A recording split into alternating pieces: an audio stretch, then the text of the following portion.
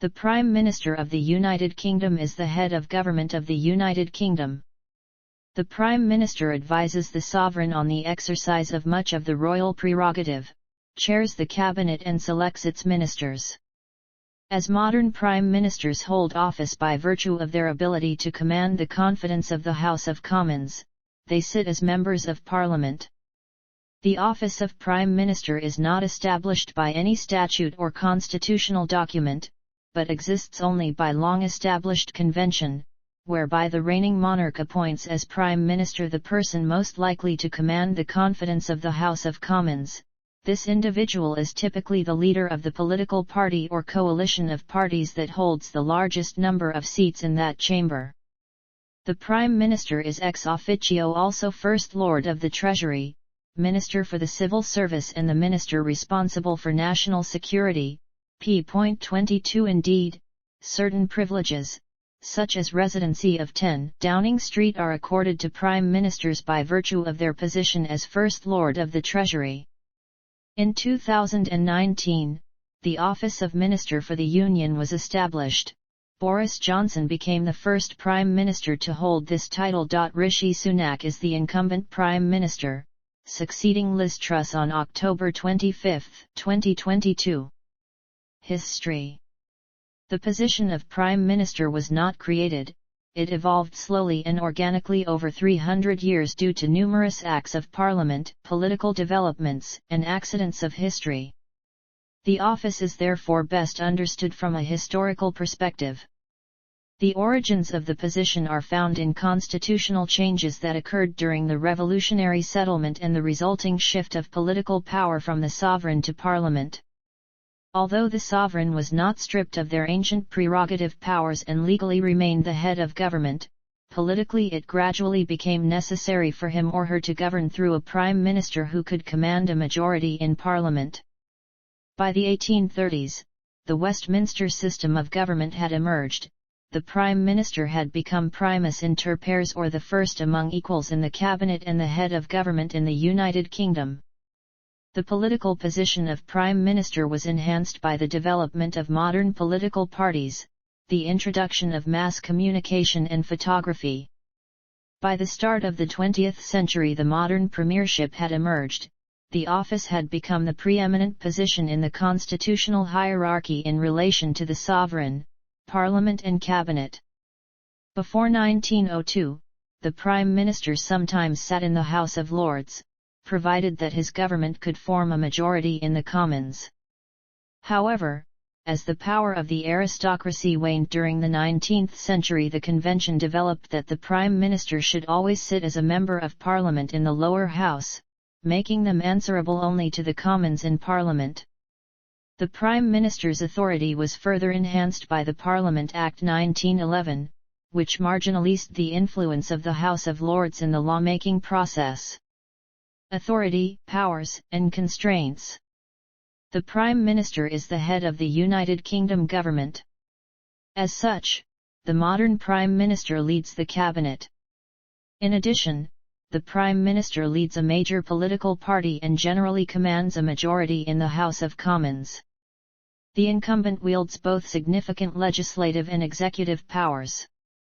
Under the British system, there is a unity of powers rather than separation. In the House of Commons, the Prime Minister guides the lawmaking process with the goal of enacting the legislative agenda of their political party. In an executive capacity, the Prime Minister appoints all other cabinet members and ministers, and coordinates the policies and activities of all government departments, and the staff of the civil service. The Prime Minister also acts as the public face and voice of His Majesty's government, both at home and abroad. Solely upon the advice of the Prime Minister, the sovereign exercises many statutory and prerogative powers, including high judicial, political, official and Church of England ecclesiastical appointments, the conferral of peerages and some knighthoods, decorations, and other important honours. Constitutional background. The British system of government is based on an uncodified constitution, meaning that it is not set out in any single document. The British Constitution consists of many documents, and most importantly for the evolution of the office of the Prime Minister, it is based on customs known as constitutional conventions that became accepted practice. In 1928, Prime Minister H. Asquith described this characteristic of the British Constitution in his memoirs In This Country We Live, under an unwritten constitution. It is true that we have on the statute book great instruments like Magna Carta, the Petition of Right, and the Bill of Rights which define and secure many of our rights and privileges, but the great bulk of our constitutional liberties and our constitutional practices do not derive their validity and sanction from any bill which has received the formal assent of the King, Lords and Commons. They rest on usage, custom, convention, often of slow growth in their early stages, not always uniform, but which in the course of time received universal observance and respect. The relationships between the Prime Minister and the Sovereign, Parliament and Cabinet are defined largely by these unwritten conventions of the Constitution. Many of the Prime Minister's executive and legislative powers are actually royal prerogatives which are still formally vested in the Sovereign, who remains the head of state. Despite its growing dominance in the constitutional hierarchy, the premiership was given little formal recognition until the 20th century. The legal fiction was maintained that the sovereign still governed directly. The position was first mentioned in statute only in 1917, in the schedule of the Chequers Estate Act. Increasingly during the 20th century, the office and role of Prime Minister featured in statute law and official documents. However, the Prime Minister's powers and relationships with other institutions still largely continue to derive from ancient royal prerogatives and historic and modern constitutional conventions.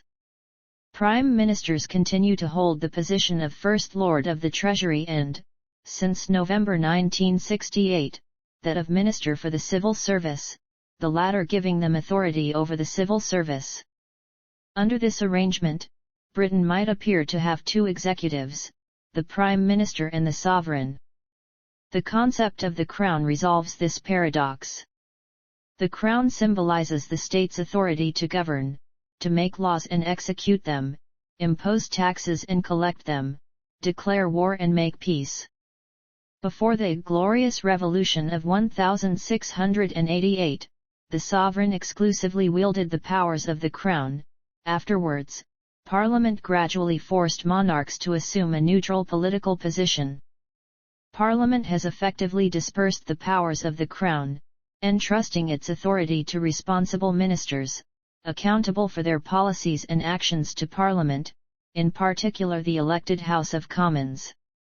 Although many of the sovereign's prerogative powers are still legally intact, constitutional conventions have removed the monarch from day-to-day governance, with ministers exercising the royal prerogatives, leaving the monarch in practice with three constitutional rights: to be kept informed, to advise, and to warn. Modern premiership. Appointment. In modern times, much of the process involving prime ministerial appointments is informally governed by constitutional conventions and authoritative sources, like the Cabinet Manual, paragraphs 2.7 to 2.20 and 3.1 to 3.2. The Prime Minister is appointed by the monarch, through the exercise of the royal prerogative. In the past, the monarch has used personal choice to dismiss or appoint a Prime Minister, but it is now the case that they should not be drawn into party politics.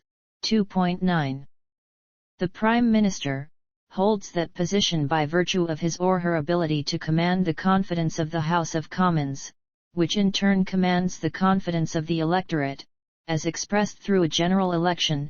3.1 By convention, the Prime Minister is also an MP and is normally the leader of the political party that commands a majority in the House of Commons. 3.1. Prime Minister's Office. The Prime Minister's office helps the Prime Minister to establish and deliver the government's overall strategy and policy priorities, and to communicate the government's policies to Parliament, the public and international audiences. The Prime Minister's office is formally part of the Cabinet Office, but the boundary between its work and that of the wider Cabinet Office can be unclear. The wider Cabinet Office might carry out very similar work. Peter Hennessy has claimed that this overall arrangement means there is in fact effectively a Prime Minister's department, though it is not called this. Prime Minister's Questions. Prime Minister's Questions is a constitutional convention, currently held as a single session every Wednesday at noon when the House of Commons is sitting, in which the Prime Minister answers questions from members of Parliament. The Leader of the Opposition usually asks the Prime Minister 6 questions, and the Leader of the third largest parliamentary party can ask 2 questions. It is an occasion when the Prime Minister appears regularly on live television and radio. The Prime Minister also appears before the Liaison Committee to answer questions about public policy, security and transport.